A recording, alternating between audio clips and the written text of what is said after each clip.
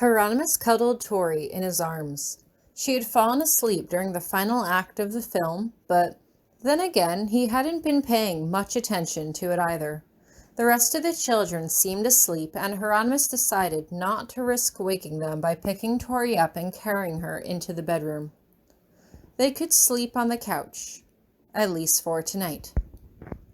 He rearranges her on his chest and wraps his arms around her as he prepares to rest his head back against the cushion and fall asleep.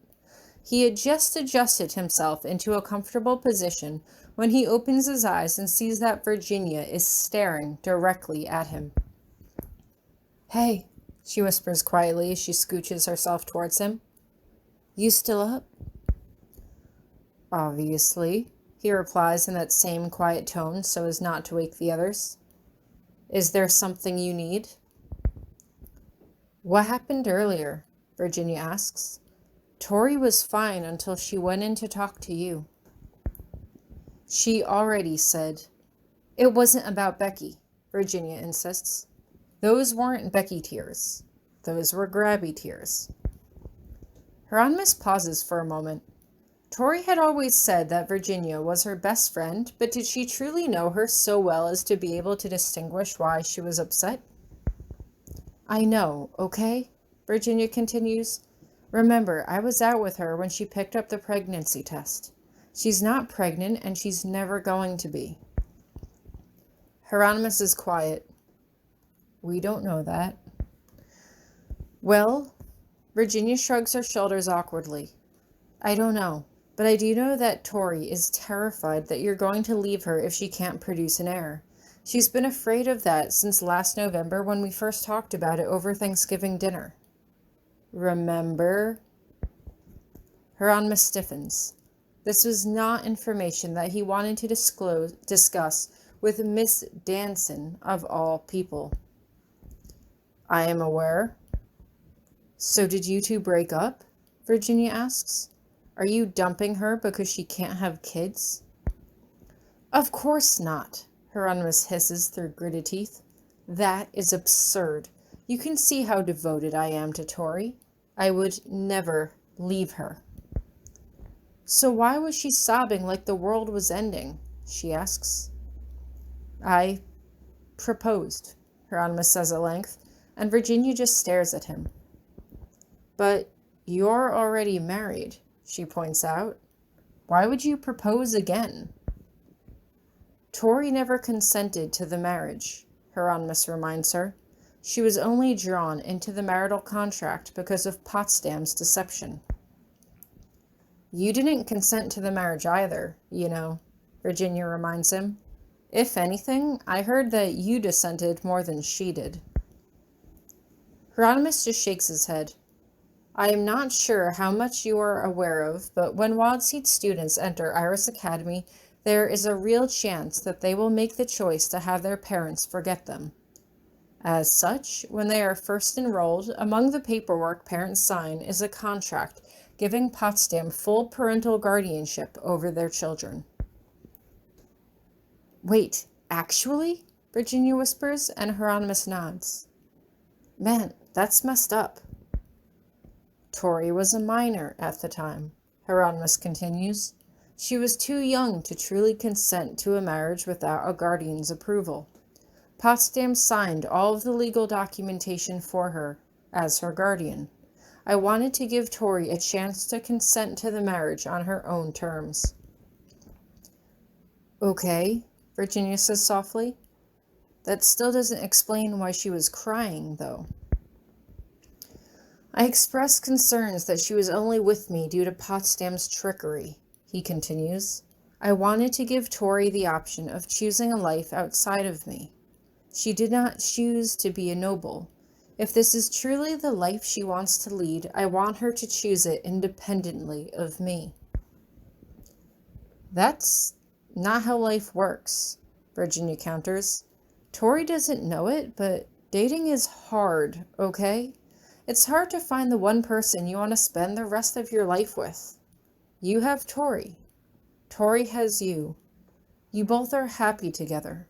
Don't be stupid and keep trying to test her love or some bullshit, because then you might lead to her questioning your relationship, and I don't think you want that. I do want that, Hieronymous replies immediately. I want Tori to be with me because she wants to be, not because Potsdam led her down this path. Okay, I don't know what Potsdam said that got in your head, but Tori has always had a crush on you, Virginia explains. I teased her about it since, our first month of classes. This was before our first test, before she even became treasurer. Obviously, she didn't expect Potsdam to trick you both into getting married, but she was at least a little happy that happened, since it meant she got a chance to get to know you better. Just let the girl have her happy ending. I will, Hieronymous whispers quietly as he brushes the hair back out of Tori's face and kisses the top of her head. Good, Virginia whispers. So, when is the new wedding happening? Where are you holding it? Am I invited? How big of an affair are we talking here? Whatever Tori wants, he answers automatically. I, personally, would like it to be a small, private affair with only a few close friends and family members, but if Tori wants a large, lavish affair, I will see it done. Family members? Virginia asks. Your dad is dead and Tori made both of her parents forget her. What other family members do you have? Hieronymous hums as he considers this. I suppose you're right. We just have each other. Which is even more important why you can't split up, Virginia says, and she seems to hesitate. When were you having this wedding again? I'm not sure, Hieronymous replies. Considering how long I've been away, I have conflicting demands on my time, and I am going to be extremely busy, especially in the next few months. But I will make time for Tori. I will always make time for Tori. That's good, Virginia says as she lets out a long breath, because I think I'm going to need your help with something. Oh, Hieronymous asks, are you hoping that I will write you a good letter of recommendation? Virginia just shakes her head. No, I'm not going to college. I already talked to Tori about it, but there's something I'm going to need your help with soon. She just said that I should wait until your work has settled down before asking you. Oh? Hieronymous raises his eyebrows. Ask me now, while I'm still in a favorable mood. Virginia just shakes her head. I don't have all of the information yet, she explains, but just do me a favor and take care of Tori, all right? You guys are going to be off in Shetlock, in the other world, and wherever, and I can't go jet-setting around the world to step in because you decided to get moody and push her away. Hieronymous just grins. Would you like me to make that a promise? Virginia's eyebrows shoot up in surprise. Seriously? Would you really? Her voice trails off as Hieronymous just chuckles. Oh, I get it. This is your sarcastic sense of humor that Tori loves so much. Ugh, you two are... I can't even. I'm going to bed. Good night. As she crawls back onto the floor and stretches out onto her stomach, Hieronymous can't help but turn back to Tori and wrap his arms around her once again. He could feel her heartbeat against his chest, and, for the first time, he realized that their heartbeats were perfectly in sync. He wasn't sure what Virginia wanted to ask him, but he wasn't too concerned about this new secret that Tori was keeping from him. Tori trusted him. Tori loved him. If she wasn't telling him something, then it was less of a secret and more of a surprise. He couldn't say that he had liked surprises so much before, but he could learn to be patient. For the first time, it was really beginning to sink in that he was going to be spending every single day of the rest of his life with Tori by his side.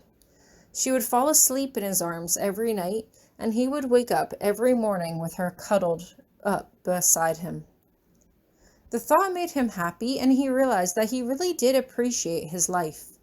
He didn't like working as a Viscount, but perhaps he would grow to understand his duties better with time. He loved his wife, though, and as long as she was beside him, he could say that he was ready to handle whatever stress life had to throw his way. He had chosen Tori. Tori had chosen him. It had taken over 3 decades, but Hieronymous Grabiner could finally go to sleep with a smile on his face. He could now say with certainty that he was finally and completely happy.